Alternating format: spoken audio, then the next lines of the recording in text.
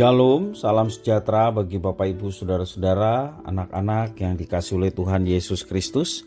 Berjumpa kembali bersama saya Pendeta Eka di dalam renungan firman Tuhan pada hari ini, hari Selasa 17 Januari 2023. Sukacita dan damai sejahtera dari Tuhan Yesus Kristus kiranya menyertai kehidupan kita sekalian. Puji nama Tuhan. Sampai pada pembacaan firman Tuhan hari ini, yakni kitab Ratapan pasal yang kelima. Kiranya firman Tuhan memberkati kita sekalian. Baik, sebelum kita akan merenungkan bagian firman Tuhan hari ini, kita akan berdoa bersama.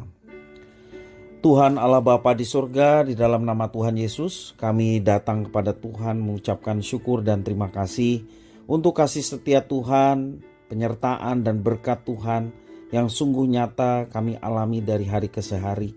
Kami mau terus dekat dengan Tuhan. Kami mau terus belajar mencari apa yang Tuhan kehendaki melalui kebenaran firman Tuhan.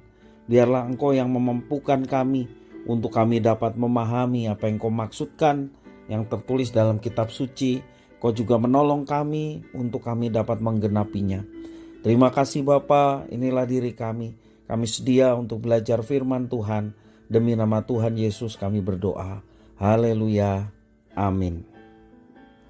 Ratapan pasal 5 ayat 1-22. Demikian firman Tuhan. Ingatlah ya Tuhan apa yang terjadi atas kami. Pandanglah dan lihatlah akan kehinaan kami. Milik pusaka kami beralih kepada orang lain. Rumah-rumah kami kepada orang asing. Kami menjadi anak yatim. Tidak punya bapak, tidak punya ibu. Kami seperti janda. Air kami minum dengan membayar. Kami mendapat kayu dengan bayaran. Kami dikejar dekat-dekat. Kami lelah. Bagi kami tidak ada istirahat. Kami mengulurkan tangan kepada Mesir dan kepada Asyur untuk menjadi kenyang dengan roti. Bapak-bapak kami berbuat dosa, mereka tak ada lagi. Dan kami yang menanggung kedurjanaan mereka. Pelayan-pelayan memerintah atas kami. Yang melepaskan kami dari tangan mereka tidak ada. Dengan bahaya maut karena serangan pedang di padang gurun, kami harus mengambil makanan kami. Kulit kami membara laksana perapian karena nyerinya kelaparan. Mereka memperkosa wanita-wanita di Sion dan gadis-gadis di kota-kota Yehuda. Pemimpin-pemimpin digantung oleh tangan mereka, para tua-tua tidak dihormati. Pemuda-pemuda harus memikul batu kilangan, anak-anak terjatuh karena beratnya pikulan kayu. Para tua-tua tidak berkumpul lagi di pintu gerbang. Para taruna berhenti main kecapi. Lenyaplah kegirangan hati kami. Tari-tarian kami berubah menjadi perkabungan. Mahkota telah jatuh dari kepala kami. Wahai kami, karena kami telah berbuat dosa. Karena inilah hati kami sakit. Karena inilah mata kami jadi kabur. Karena bukit Sion yang tandus, di mana anjing-anjing hutan berkeliaran. Engkau ya Tuhan bertahta selamanya. Tahtamu tetap dari masa ke masa. Mengapa Engkau melupakan kami selama-lamanya? Meninggalkan kami demikian lama. Bawalah kami kembali kepadamu ya Tuhan. Maka kami akan kembali. Barulah hari-hari kami seperti dahulu kala. Atau apa Engkau sudah membuang kami sama sekali? Sangat murkakah Engkau terhadap kami? Bapak Ibu saudara-saudara yang dikasihi oleh Tuhan, dalam pasal terakhir dari kitab Ratapan ini berisi sebuah doa syafaat. Di dalam doa syafaatnya Yeremia mengakui bahwa Tuhan Allah yang memberikan hukuman kepada Yerusalem. Dan Tuhan Allah masih mau mendengar seruan dari umatnya yang setia. Ia akan merespons kesungguhan hati setiap mereka yang memohon pengampunan kepadanya. Di dalam ayat yang kedua sampai 18, Nabi Yeremia melukiskan keadaan orang-orang Yehuda yang dibuang di negeri Babel.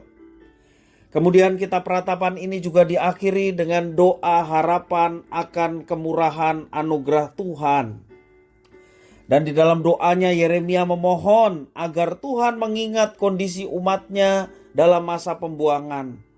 Mereka sangat lelah karena segala derita dan aniaya yang dilakukan oleh bangsa Babel. Di sini Yeremia mewakili generasi kedua dari bangsa Yehuda untuk mengungkapkan isi hati mereka. Mereka mau agar hukuman atas perbuatan dosa yang dilakukan orang tua mereka jangan lagi ditanggung kepada diri mereka. Dan di sini kita melihat bagaimana Yeremia mewakili umat untuk berdialog dengan Tuhan Allah mereka. Ia bertanya, mengapa Tuhan melupakan mereka dan mengapa mereka harus mengalami penderitaan yang sangat amat dan juga cukup lama. Yeremia juga menyadari bahwa dosa mereka itulah yang menyebabkan semuanya ini terjadi. Oleh sebab itu, Yeremia berdoa agar Tuhan berkenan membawa umat kembali kepadanya dan membarui kehidupan mereka. Artinya, pertobatan boleh terjadi dalam kehidupan umat Allah. Tuhan menginginkan umatnya bertobat. Bertobat itu artinya sadar akan diri telah berdosa dan telah menyakiti hati Tuhan, kemudian berbalik dari dosa dan memohon pengampunan kepada Tuhan dan berkomitmen untuk hidup seturut dengan rencana dan kehendak-Nya. Bapak Ibu saudara-saudara yang dikasihi oleh Tuhan, penjelasan firman Tuhan hari ini menunjukkan bahwa tetap saja ada orang-orang yang masih mau hidup takut akan Tuhan di tengah kemerosotan moral dan penderitaan yang dialami oleh umat Allah. Mereka masih memelihara kesetiaan iman kepada Tuhan. Mereka selalu mendidik anak-anaknya di dalam iman. Karena itu generasi kedua ini tahu apa yang dialami oleh bangsanya dan apa penyebabnya. Penyebabnya tidak lain oleh karena pemberontakan umat Allah kepada Tuhan Allah yang telah memilih dan mengasihi mereka. Mereka pun berefleksi dan berdialog dengan Tuhan, menyadari akan dosa-dosanya, bertobat dan berbalik kepada Tuhan, dan berkomitmen untuk hidup seturut dengan rencana dan kehendak-Nya. Bapak Ibu saudara-saudara yang dikasihi oleh Tuhan, sejarah bangsa Yehuda mengingatkan kita bahwa selalu ada orang yang masih setia kepada Tuhan di tengah angkatan yang bobrok.